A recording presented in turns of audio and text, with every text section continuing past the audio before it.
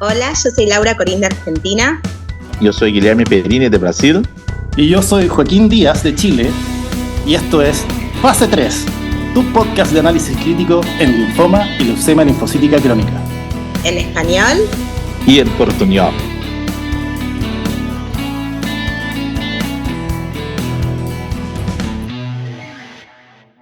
Bienvenidos todos una vez más a un nuevo episodio de tu podcast en linfoma y leucemia linfocítica crónica, fase 3.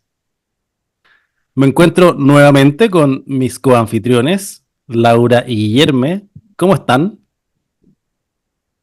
Muy bien acá, ahora contentos de arrancar a discutir este episodio que es un poco diferente a los que hacemos habitualmente, pero lista para la polémica. Y acá todo bien. Espero que no voy a rir tanto cuanto en el último episodio, pero creo que va a ser un episodio muy interesante con muchas polémicas cerca de que vimos en los últimos congresos y meetings de este año. Vamos a hacer algo distinto esta vez. No vamos a hacer un ensayo clínico, sino que lo que vamos a hacer es opinología de los abstracts. Ha llegado el verano al hemisferio norte y con eso nuestros congresos, europeos y bueno, la ASCO también en Estados Unidos, donde aparecieron algunas abstracts de ensayos clínicos que están corriendo con algunos resultados extremadamente interesantes que por supuesto no podríamos dejar de comentar. Así que vamos a ir directo al grano. Estos 3 ensayos clínicos van a ser STARGLOW de glofitamab y R-GEMOX en difuso de células grandes B, ECHO, que es acalabrutinib y R-bendamustina en linfoma del manto, y HD21 del grupo alemán de linfoma de Hodgkin en linfomas de Hodgkin avanzados con BRCA versus VIECOP. Para comenzar, ¿qué les parece si partimos por STARGLOW? Abstract LB3438 del ensayo clínico STARGLOW, un ensayo clínico randomizado fase 3, comparando la estrategia de glofitamab y gemcitabina oxaliplatino, o sea, glofit-GEMOX, en linfoma difuso de células grandes B recaído refractario. Esto es el uso de este nuevo anticuerpo monoclonal biespecífico anti-CD20-CD3, que es glofitamab, que ya ha demostrado buena eficacia y tolerancia en, pacientes con linfoma difuso de células grandes B recaído o refractario de más de 2 líneas de tratamiento. Y esta vez lo estamos tratando de llevar a la segunda línea en pacientes no candidatos a trasplante, randomizando un control que es R-GEMOX contra el cambio de rituximab por este glofitamab. Este es un seguimiento de 11 meses después de la randomización de 274 pacientes, donde inmediatamente se hace evidente una señal en el desenlace primario que fue sobrevida global. La magnitud de eso se las puedo decir. Hizo un hazard ratio de 0,59 y esa mediana de seguimiento de 11 meses no se alcanzó la mediana de sobrevida en la intervención y fue de 9 meses para R-GEMOX. Así que esto apareció como una gran noticia en este escenario y con esto vamos a partir la discusión. Bueno, para empezar, creo que es súper importante que el endpoint primario de este tipo de ensayos de linfomas agresivos sea sobrevida global. Es lo que nos interesa. O sea, si vamos a cambiar una droga por otra, el rituximab por un anticuerpo biespecífico que va a ser drásticamente más caro, queremos que los pacientes vivan más, ¿sí? Ese es nuestro objetivo. Y eso es lo que se evidencia en este estudio. Después podemos discutir si nos parece como importante la magnitud del efecto. Para mí sí lo es súper clínicamente relevante, en mi opinión. Con más seguimiento, después hicieron un segundo análisis con 20 meses de seguimiento, y ahí ven una diferencia de 12 meses a favor de la rama y de la intervención, a favor del glofitamab en sobrevida global, mediana sobrevida global, 25 meses versus 13. Y cuando uno compara la sobrevida global a 24 meses hay una diferencia del 20%, o sea, son números o sea, en un endpoint duro, que es lo que queremos lograr en nuestros pacientes, que vivan más, que considero que para mí son clínicamente significativos, más allá de la estadística, de ser estadísticamente significativos, y me gusta que, o sea, que ese sea el endpoint primario, ¿no? O sea, que no usemos un endpoint subrogado acá de sobrevida libre de progresión, cuando vemos que en muy poco tiempo, con 11 meses de seguimiento en este tipo de linfomas agresivos, ya vemos con una droga que aparenta ser más efectiva, beneficio en lo que estamos buscando, que es sobrevida global. Otra cosa que es muy importante es que glofitamab no es una terapia continua. Entonces vamos a parar glofitamab después de 12 meses. Esto es un escenario en que, por ejemplo, tenemos acá en Brasil la aprobación de TAFA con lenalidomida. Con TAFA-LEN vamos a tener una terapia continua hasta progresión. Esto puede ser muy caro, tener un costo muy alto para nosotros. Con una terapia finita, creo que me quedo más tranquilo de pensar que esto puede ser incorporado como un cambio en nuestra práctica diaria. Pero una pregunta que tengo siempre es, ¿qué GEMOX está haciendo para glofitamab? Creo que muy probablemente estos resultados son muy más de glofitamab como monoterapia en una población más en que fue utilizado más temprano, do que con un efecto de una sinergia, algo así. Creo que es muy más un efecto de glofitamab como monoterapia do que de glofitamab con GEMOX. ¿Qué piensas de esto? Puede ser, o sea, eso quizás al no tener una otra rama comparadora que sea glofitamab solo, monoterapia, no lo vamos a poder saber. La verdad es que también de lo que tenemos actualmente de glofitamab monoterapia, el seguimiento también es corto, no sabemos qué porcentaje de pacientes curamos con esa estrategia de biespecíficos solo, si bien aparenta haber como un cierto plató en las curvas de sobrevida libre de progresión con glofitamab solo. Pero bueno, creo que como siempre, o sea, en nuestro lugar desde Latinoamérica, que todavía el acceso a CAR-T está muy limitado y que uno todavía confía o tiene que recurrir al rol del trasplante, en este caso este estudio era para no candidatos a trasplante, pero digo, los pacientes en los que buscamos todavía llegar al trasplante porque no tenemos acceso a CAR-T, creo que encontrar un esquema de rescate que sea drásticamente más efectivo, que tenga más porcentaje de pacientes en remisión completa, que me permita llevarlos al trasplante, quizás desafía este también paradigma nuevo de que todos los pacientes, o sea, recaídos tempranos, o sea, de alto riesgo, recaídos tempranos o refractarios primarios, o sea, les vaya mejor con CAR-T. Creo que teníamos un comparador muy malo, que era una quimio de rescate mala, y entonces pocos pacientes podían llegar al trasplante en remisión completa versus CAR-T, que no dependía de la quimiosensibilidad. Y ahora quizás tenemos un esquema de rescate mejor, posiblemente, y pueda ser una alternativa para nuestra región, donde los tiempos y el acceso a las nuevas drogas y a las terapias celulares tipo CAR-T van a todavía continuar siendo muy limitadas. Pero yo creo que realmente ese es el punto que nos va a poner en aprietos de ahora en adelante. Porque esto evidentemente estaba pensado para pacientes que no son candidatos a trasplante, digamos, y el GEMOX es como nuestra quimioterapia, entre comillas, de segunda línea, a la cual a veces acudimos por buena tolerancia realmente, para, digamos, aumentar efectos en el paciente y, digamos, no se nos muera en la progresión inmediatamente, en la primera progresión.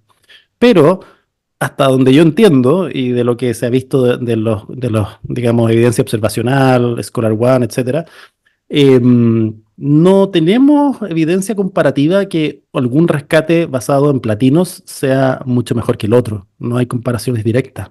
Entonces, lo que tenemos aquí es una quimioterapia basada en platinos de rescate, que le está yendo mejor combinada con glofitamab que, digamos, como sería el esquema tradicional. Entonces, rápidamente, y yo no sé si imperativamente, pero al menos rápidamente uno dice, bueno, esto pasa a ser el estándar de tratamiento, inclusive en aquellos que sí son candidatos a trasplante, o al menos esa tentación da.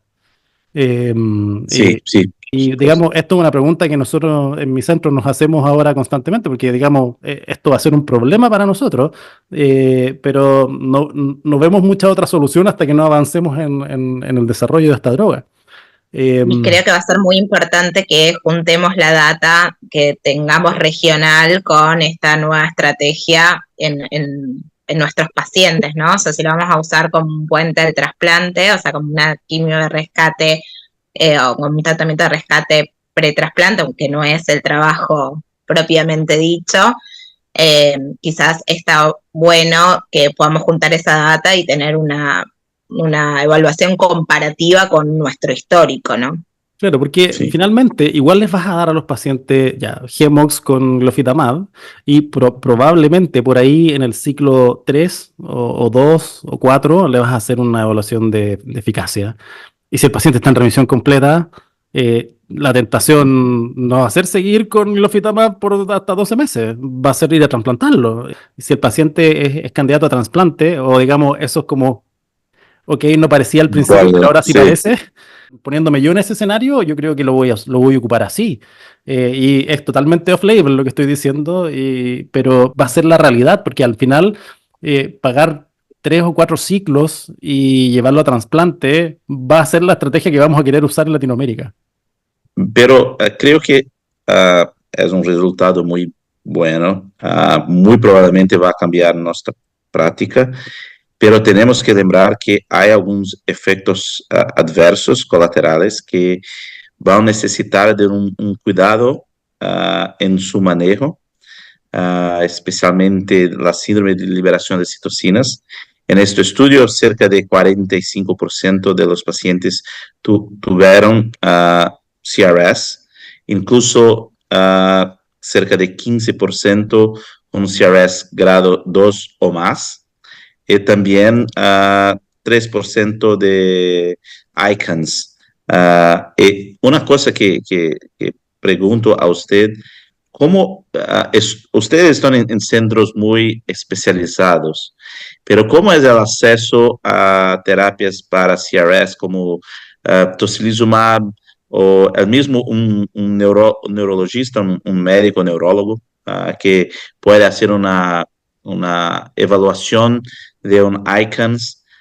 ¿Cómo esto en todo su país? Porque en Brasil, sí, estoy en São Paulo, creo que es más tranquilo, tenemos alguna experiencia con estudios clínicos, pero ¿cómo va a ser en países tan grandes y tan heterogéneos como nuestros países? Bueno, para empezar, quizás hay que tener en cuenta que esto es un problema de los primeros ciclos y muchas veces los pacientes, cuando, por ejemplo, en mi país, que es un país muy grande, calculo que en Brasil también pasa lo mismo, muchas veces los pacientes se trasladan a grandes centros por un periodo corto de tiempo. Creo que esto puede ser una solución en centros donde no se sientan cómodos manejando el riesgo potencial de CRS. Nosotros no infundimos pacientes con biespecíficos si no tenemos tocilizumab asegurado para ese paciente. Eso, o sea, cuando pedimos el biespecífico, ya sea por uso compasivo o dentro de un ensayo clínico, nos aseguramos de que haya tocilizumab en la institución y de que esté aprobado para el uso en ese paciente. Eh, Afortunadamente no tuvimos casos severos, no tuvimos ningún caso de ICANN todavía. Sí hacemos las evaluaciones como se sugiere para poder detectarlo en forma precoz. Creo que es como todo, que va a llevar un tiempo de entrenamiento, así como el rituximab nos da miedo o sea, al principio de todas las reacciones infusionales y hoy nadie se asusta de infundir un rituximab en cualquier parte del mundo. Creo que es hasta ganar expertise y quizás al principio, bueno, tengan que los pacientes por lo menos los primeros ciclos trasladarse a algún lugar que tenga más experiencia. Eso puede ser una opción. Y cuando dan infundidos biespecíficos, ¿lo hacen en una unidad monitorizada, o sea, una unidad de paciente crítico, o lo hacen en una sala común y si es que hacen algún problema, lo trasladan? Yo lo hago en Acá, sala común. sí, acá en una sala común, pero en Curitiba tercera dosis, la primera dosis entera, tenemos que hacer con el paciente internado en el hospital. Ah, pero las otras son ambulatorias. Las otras pueden ser ambulatorias, solo la tercera que es obligatorio que sea en el hospital. Ah, mira. Ok. Después, otra cosa que quiero destacar así de manera como un poco negativa del estudio, o sea, creo que fui muy entusiasta con el estudio y soy entusiasta cada vez que hablo de este estudio, pero algo que quizás se va a repetir después en los otros trabajos es el tema de el COVID, ¿no? Y de la interpretación y de cómo se analizan los datos de los pacientes con COVID. Los pacientes en este estudio, los pacientes en la rama de glofitamab tuvieron más COVID como efecto adverso y más COVID severo. Eh, o sea, con más riesgo de muerte por COVID. Esto entendemos que, como que bueno, estábamos en una época donde reclutando en una época donde los pacientes no estaban vacunados en un porcentaje y también en otro porcentaje en una época donde el acceso a las terapias de tratamiento de COVID era muy dispar a lo largo del mundo. O sea, incluso hoy día en Latinoamérica no disponemos de un montón de tratamientos para, por ejemplo, Paxlovid, en Argentina no tenemos. Eh, entonces entiendo que el manejo era dispar, pero o sea, se hizo una enmienda al protocolo para que los pacientes con COVID positivos se discontinúen del tratamiento, ¿sí? Esto a mí me hace muchísimo ruido, porque yo en mi práctica clínica no puedo sacarme al paciente, no discontinuarlo del tratamiento para que la curva me quede linda. Entonces creo que o sea, por algo cuando uno está probando una droga nueva lo hace, o una indicación nueva lo hace en el marco de un ensayo clínico para poder detectar todas estas alarmas, y creo que no hay paciente que esté más cuidado que dentro de un ensayo clínico, ¿no?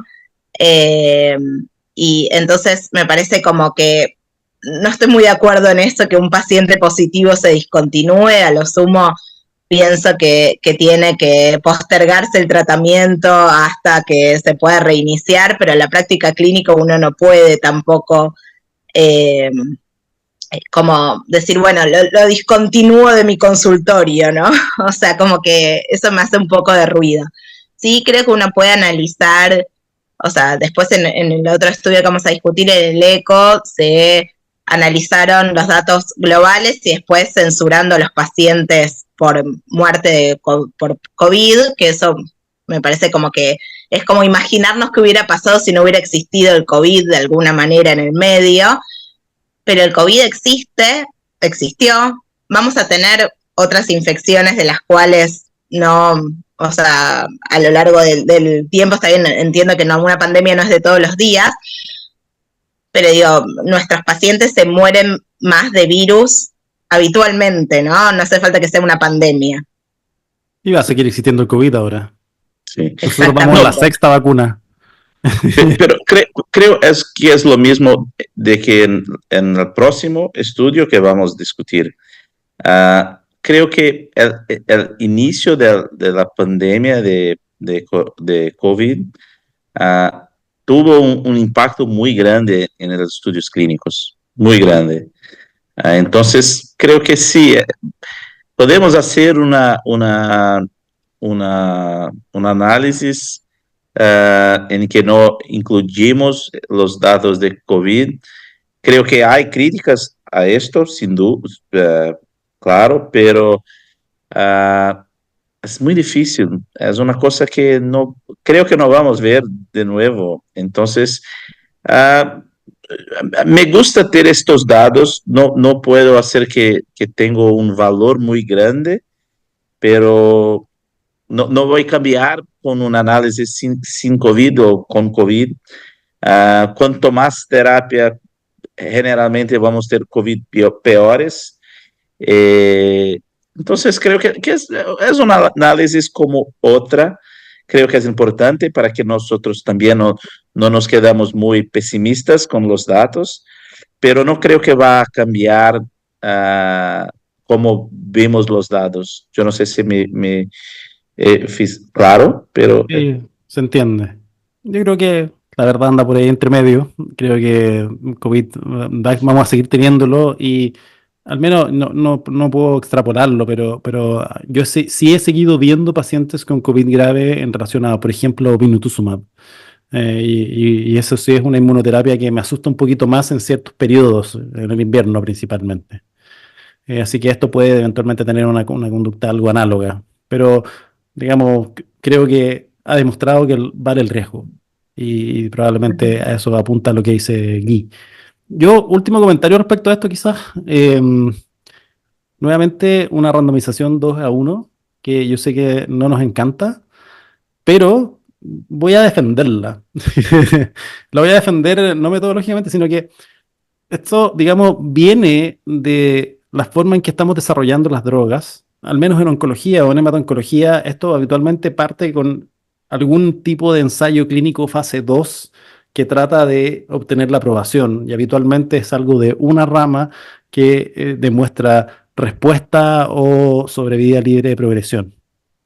Entonces, uno no tiene comparadores realmente, pero si se da una respuesta, digamos, razonable o dentro mejor de lo que sería no hacer nada, digamos así, o los controles históricos, estamos bien, y ahí dependiendo de qué tan buena sea la respuesta, si efectivamente se le da la aprobación acelerada.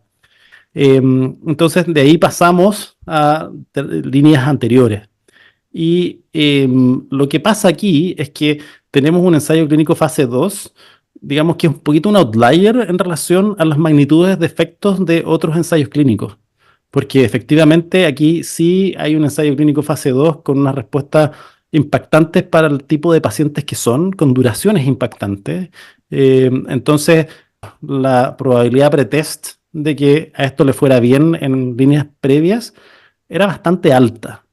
Y en ese escenario, sí uno empieza a preguntarse si esta, digamos, equivalencia de ambas ramas en un randomizado, digamos, es tan así, dado que hay una, digamos, experiencia clínica tan positiva. Entonces, yo sé que las randomizaciones desbalanceadas 2-1 alteran el poder, pero en este caso, digamos, creo que era difícil exigirle a los eh, autores que randomizaran muchos pacientes a una rama de RGMOX en segunda línea.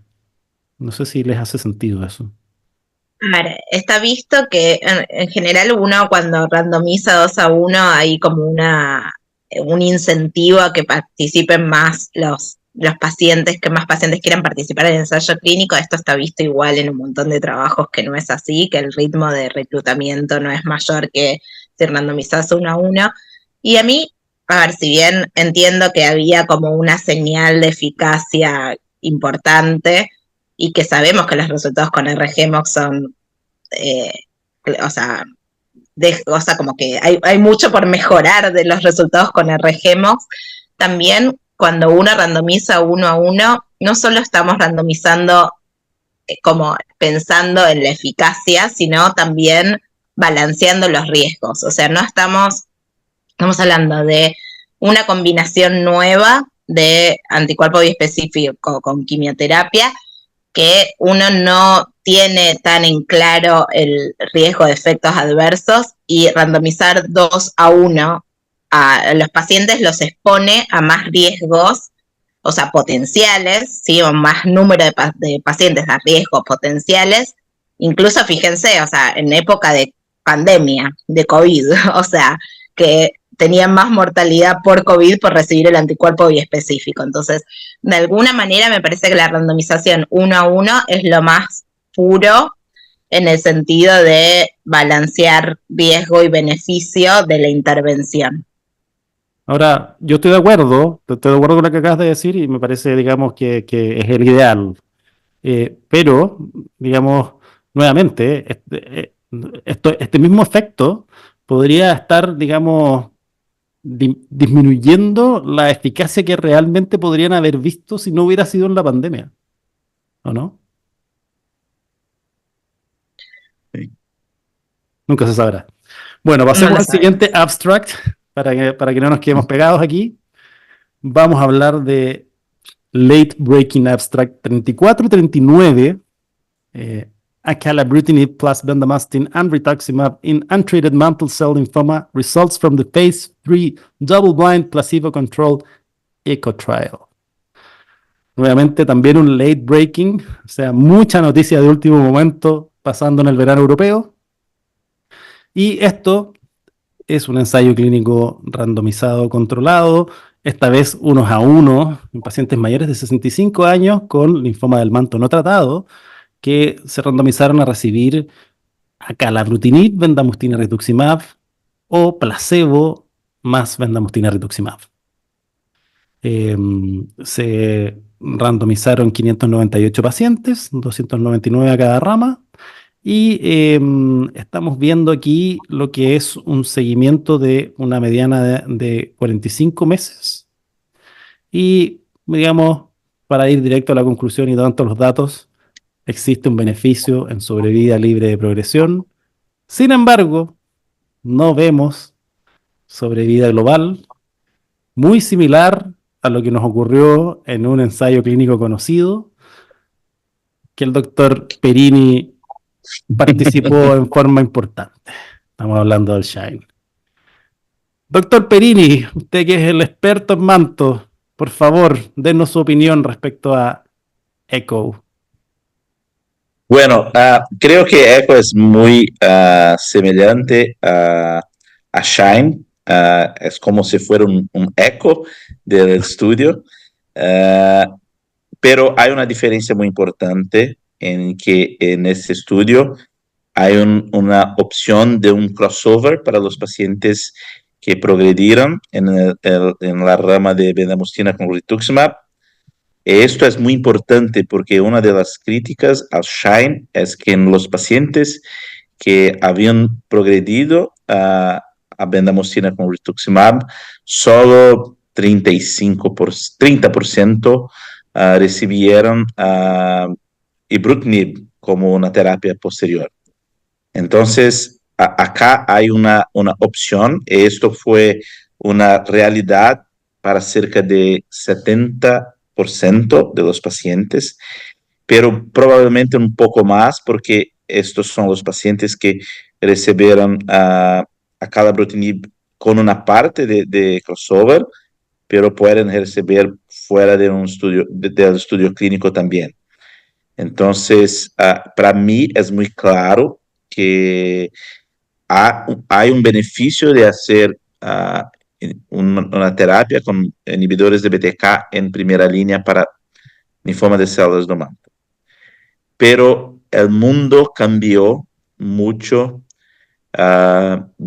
con la publicación del Triangle, en que es muy claro que muchas veces no vamos a necesitar de una terapia hasta la progresión.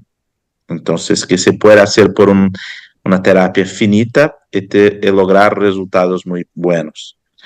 Entonces, con esto, creo que vamos a volver a la misma discusión que tuvimos con Shine. Nuestros pacientes van a quedar bien tomando 5, 6, 7 años de acalabrutinib para tener una mejora de su sobrevida libre de progresión. Tenemos efectos colaterales que son importantes y también hay un costo muy elevado para esto. Me quedo más tranquilo que la toxicidad de acalabrutinib en este estudio fue muy mejor de que ibrutinib, pero yo no sé si va a ser suficiente para cambiar nuestra práctica. Y con esto me gustaría oír de ustedes su opinión acerca de ECHO. No, para mí no voy a decir voy a decir una tontera. La tentación de hacer triangle con acalabrutinib aquí va a ser tremenda, Sí, tremenda. En dosis fija, pero con un medicamento que tiene menos efectos adversos.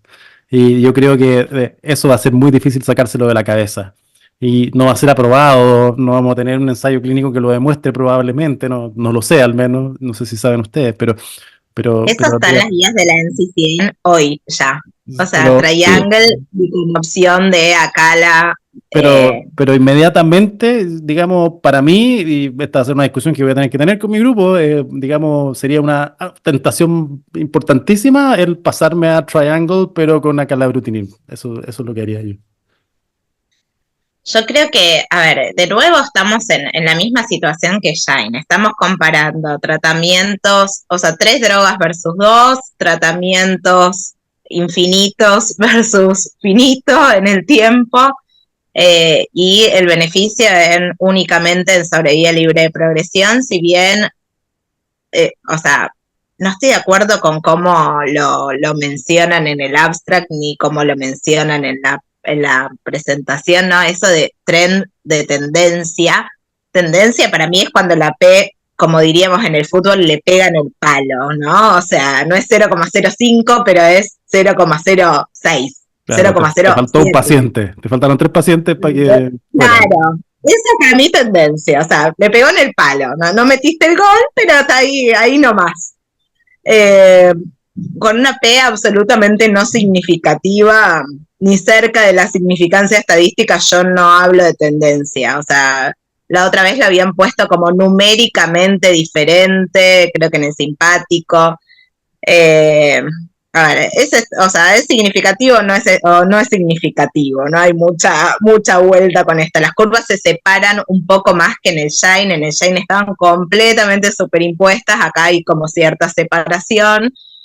Eh, pero creo que estamos como condenando de alguna manera a pacientes a recibir tratamiento continuo, eh, cuando los pacientes no viven más por eso, ¿sí? Entonces eso es una cuestión que tenemos que considerar más en nuestra región, más con el costo de los inhibidores de BTK, más con la no disponibilidad de drogas en el momento de la recaída. Estamos yendo all in, ¿no? Todo lo que tenemos de entrada, y no tenemos todavía inhibidores no covalentes, no tenemos acceso a CAR-T, ni las vamos a tener. Entonces, digo, me parece que no tiraría toda la carne al asador en este escenario, por lo menos en mi impresión. Y después, con el tema del crossover, es otra cosa que uno tiene que considerar, es lo que es el crossover permitido versus mandatorio, ¿no? Yo creo que acá quizás hubiera estado bueno que sea de alguna manera mandatorio.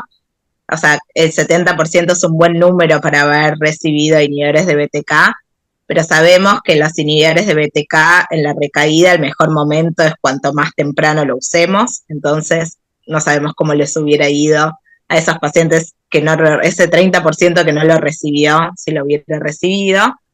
Y por el otro lado, me interesa un dato que tampoco presentaron, que es la sobrevida libre de progresión 2, ¿no? O sea, cómo les va con la segunda línea de tratamiento a aquellos que hicieron tratamiento, o sea, que recibieron inhibidor de BTK en primera versus aquellos que no lo recibieron. O sea, creo que son datos que son interesantes de conocer.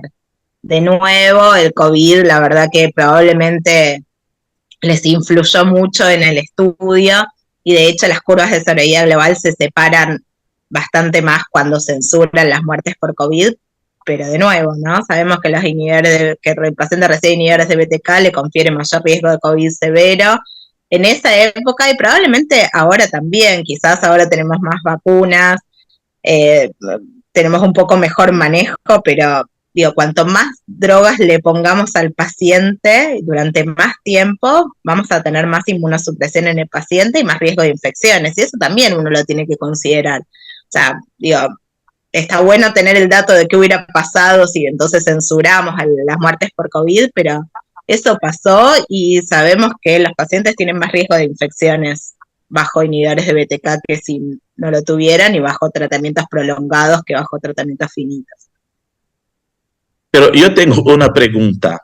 Si ECHO fuera con un tiempo finito de acalabrutinib para 2 años, como si fuera Triangle, ¿cómo sería su interpretación y su recepción de los datos?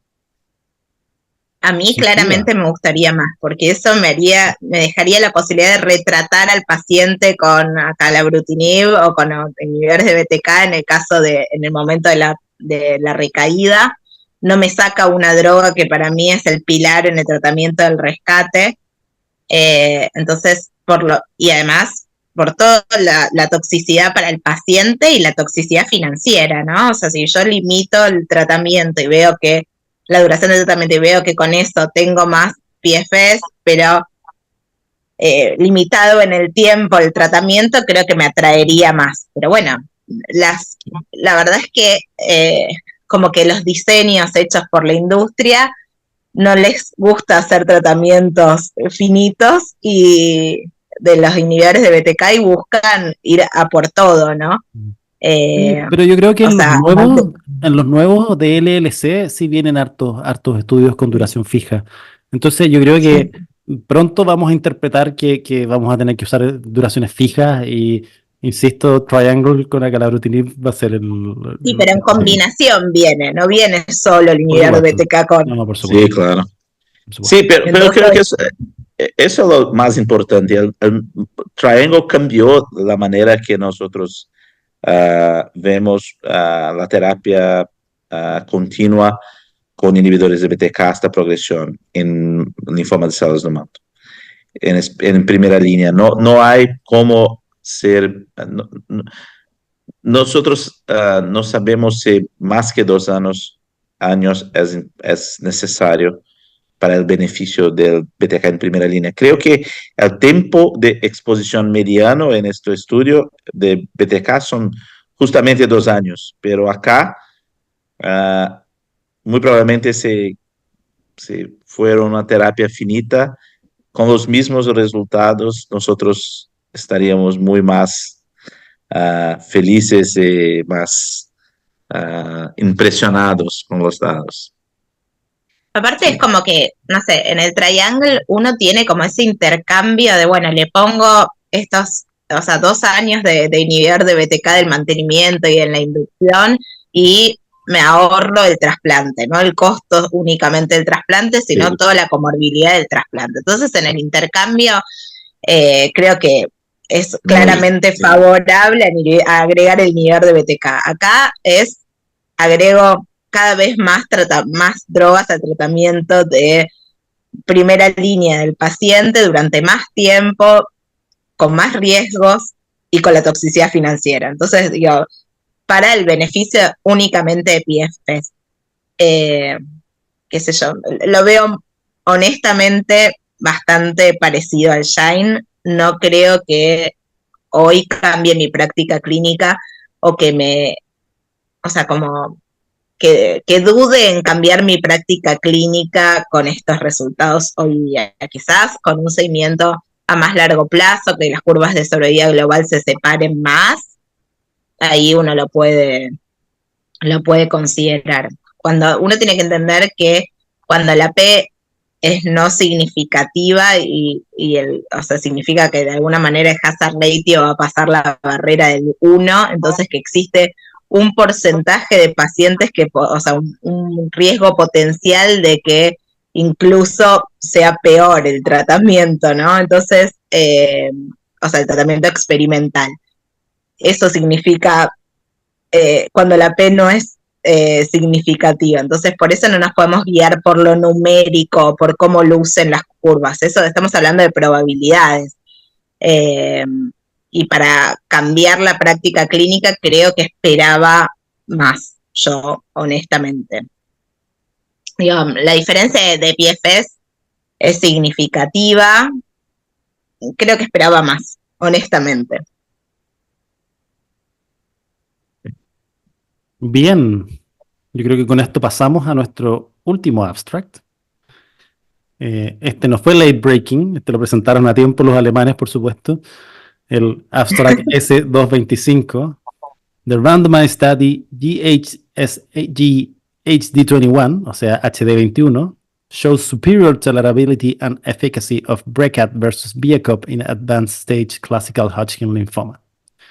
Entonces, estamos aquí con un ensayo clínico randomizado controlado que entiendo inicialmente era de no inferioridad, pero que después de determinar que no había no inferioridad y hubo muy buena tolerabilidad, y esa tolerabilidad parece que permitió que las pacientes recibieran las dosis que tenían que recibir a tiempo y en sus intensidades apropiadas, empezó a aparecer una señal de superioridad en la sobrevida libre de progresión. Entonces, esto compara el régimen BRCA, que tiene brentuximab vedotin, etoposide, ciclofosfamida, doxorubicina, dacarbazina y dexametasona, guiado por PET-2 contra VIACOP, que con bleomicina, etoposide, doxorubicina, ciclofosfamida, vincrestina, procarbazina y prednisona. Aquí una randomización brutal, 1.482 pacientes, 742 a la rama BRCA, 740 a VIACOP, y si usted quiere demostrar algún efecto en linfoma de Hodgkin, empieza a juntar 1.000 pacientes por rama, porque, digamos, ya a esta altura resultados mejores no va a encontrar. Esto, ¿cómo se llama? Hubieron PET negativos casi en el 60% en ambas ramas, 57 y 58 en el PET interino. Y lo que más llamó la atención en este seguimiento mediano de los 48 meses fue que sobrevidas libre de progresión a 4 años en esta rama de BRCA fue de 94.3% versus 90% con el BICOP.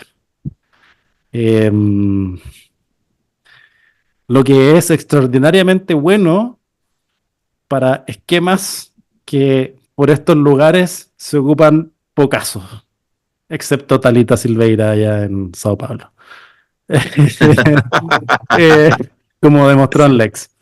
Así que, chuta, muy interesante, muy tentador. No tengo idea qué hacer con estos datos. Los dejo a ustedes. Bueno, para empezar, destaquemos la mediana de seguimiento, ¿no? O sea, yo me declaro un poco fanática de Nivo-ABD. Después de la presentación en Lugano pasado, eran resultados que nunca antes habíamos visto con este tipo de esquemas basados en ABBD, ¿no? O sea, en el backbone que usamos más frecuentemente, pero la mediana de seguimiento era de 1 año, ¿no? O sea, que me parecía un estudio joven, con poco seguimiento. Esto estamos hablando de 4 años de mediana de seguimiento, un montón, para la presentación así inicial. Los alemanes pusieron la bota así, pero ¡paf! Toma.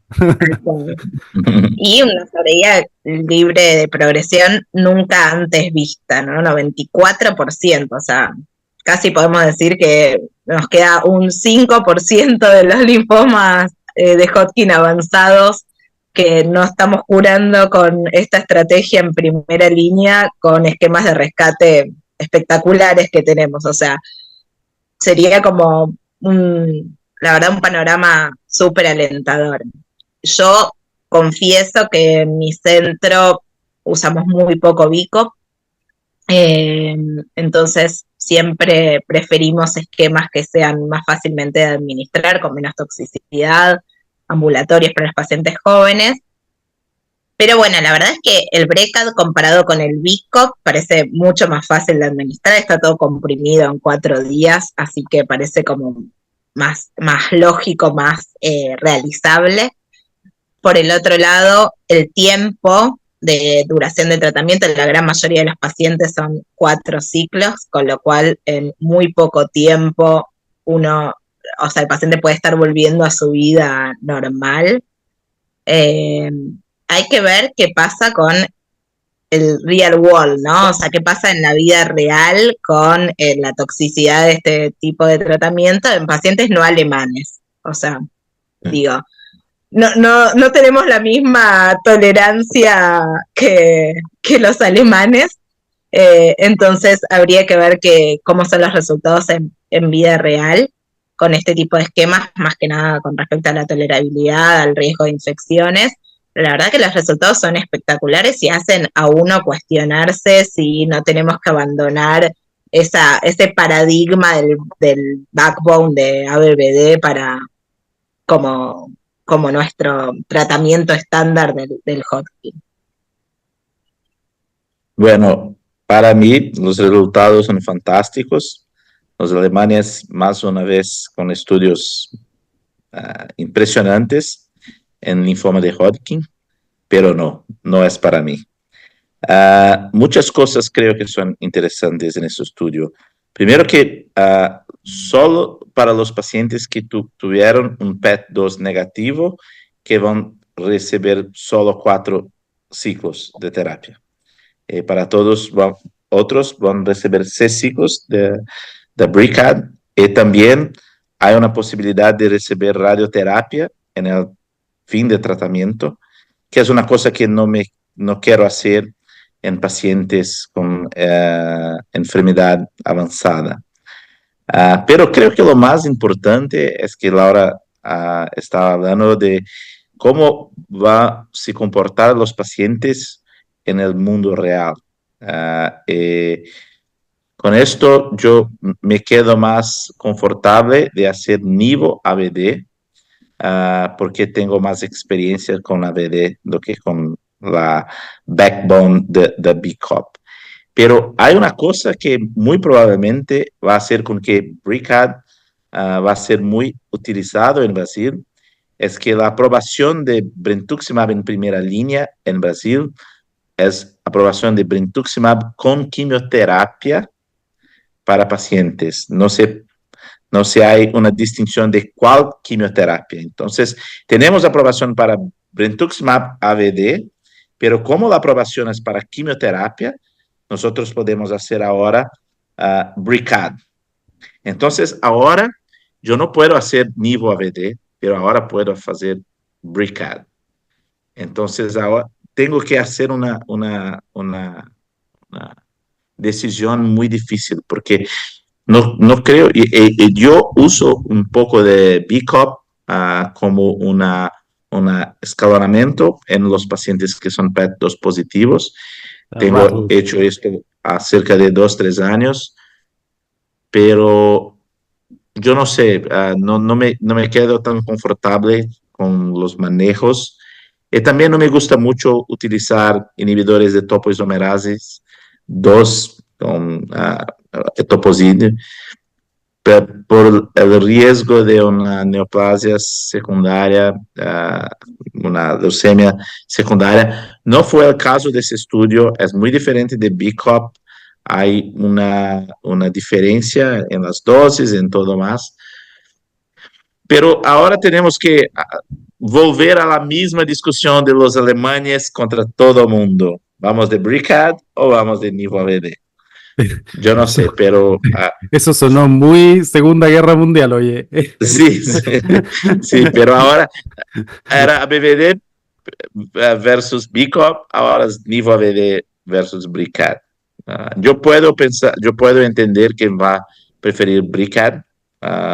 Los datos son formidables. 94% de los pacientes curados es como si fueron influenza. Es una cura. Sí, es una influenza. Sí, es una cosa mucho... Pero yo no sé, yo soy un poco más conservador. Quiero ver cómo mis colegas que son más arrojados, más corajosos, yo no sé cómo hablar en español, su experiencia. Voy a esperar a Thalita para que Te tenga queremos, más Talita, experiencia. si escuchas Sí, este podcast. sí, Queremos tu experiencia para con que, Breakout. exactamente, para que después voy a cambiar mi práctica. Ok. Yo voy a tomar digamos, el bando de los aliados y voy a decir que, aun deslumbrante en los números, esto tiene un sesgo de selección. Este es un esquema que se utiliza en gente joven, que en una enfermedad que sabemos que el mal pronóstico está principalmente ligado a los adultos, sobre todo a los adultos mayores. Entonces, yo creo que hay una diferencia y, digamos, dudo que algún día vamos a tener una comparación directa entre Breakout y Nibu ABD, pero, digamos, creo que si uno concentrara el Nibu ABD en la misma población, probablemente tan lejos no sale esto.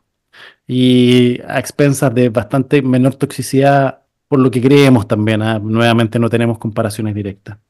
Por lo tanto, sí, evidentemente para alguien joven que quiere salir rápido al paso, esto es una opción y probablemente uno debiese ofrecerlo. Pero en mi corazón, Nibu ABD, le tenemos mucha fe y queremos el seguimiento de 4 años que, digamos, con más entusiasmo publicaron los norteamericanos a un año que con 4 los alemanes que pusieron la pata ahí con un número que es medio imbatible. Porque después del 94%, ellos no. ¿Cómo reclutan pacientes en ensayos clínicos recaídos refractarios? Deben tener uno, así. Pero bueno, también no usaste inhibidores de checkpoint en primera y tenés la chance de usarlo en segunda, como que todos ya sabemos los excelentes resultados de la combinación de inhibidores de checkpoint con quimio en segunda, pre-trasplante, así que también eso es atractivo del Breakout. Me resulta como mucho más inconveniente para ejecutarlo que, que el NIVO-ABD, por ejemplo. Eh, en Argentina ninguno de los dos está aprobado en este momento porque la aprobación de brentuximab en primera línea es con ABD, entonces no, no me, o sea, no me genera conflicto, pero digo, la verdad es que cuando estén todas las opciones sobre la mesa, vamos a tener que tener una discusión amplia con los pacientes de pros y contras, ¿no? De cada una de las estrategias, y puede ser un lindo debate para el próximo Lex. Por supuesto, lo intentaremos. Y esto va a ser una discusión hasta que el SWOG randomice 3.000 pacientes por rama a Nivo, Brentuxia BD versus lo que sea. Y tengamos 98% de sobrevida libre de progresión, y ahí ya probablemente no, digamos, no hay nada más que hacer con los Hodgkin. Pero hasta ahí, digamos, podremos discutir mucho. Bien, pues creo que con eso cerramos nuestra ronda de abstracts europeos del verano, que súper entusiasmante para el mundo del linfoma. Creo que nos toca vivir una época de oro de esta enfermedad y es muy interesante estar metidos en esto y, digamos, no solo por lo científicamente curioso, sino porque cada vez tenemos mejores opciones para nuestros pacientes y, digamos, eso también es como muy reconfortante para uno, ¿no? Digamos, les cedo el derecho a última palabra, pero creo que deberíamos terminarlo hasta aquí. Bueno, mucho gusto. Creo que fue un verano muy importante, que vamos a tener muchas discusiones. Espero que en el invierno, en ASH, nosotros vamos a estar juntos en San Diego para tener más discusiones. Totalmente, y ojalá haya este número de estudios de fase 3 en ASH, ¿no? Que el año pasado se caracterizó por abundancia de fase 2. Creo que este es el tipo de estudios que nos gusta tener, que nos gusta discutir, que pueden cambiar nuestra práctica clínica y ojalá que así sea. Oye, y haciendo como digamos, una abstracción, ilusión, ¿qué creen que es lo que se viene para Lash? Bueno, Escalade es posible. Um, yo creo que Escalade es lo estudio. Tenemos los estudios de específicos en primera línea y también el estudio de Mozuno, Poda versus Argmox, que va a ser interesante también. Hay muchas cosas, pero creo que los bispecíficos, alguna cosa de difuso primera línea con acalabrutinib. ¿Y el temido Suma 23? ¿Todavía tú crees que no tienen a todos los pacientes randomizados? Sí, pero Suma 23 puede tener lo mejor resultado, que no va a ser posible para nosotros. Entonces creo que es como cuando está en Instagram viendo la vida de los millonarios en Ibiza en el verano. Es una cosa maravillosa, pero solo vamos a ver muy, muy distante. Ok, con eso nos despedimos hasta la próxima. Tengan una muy buena noche.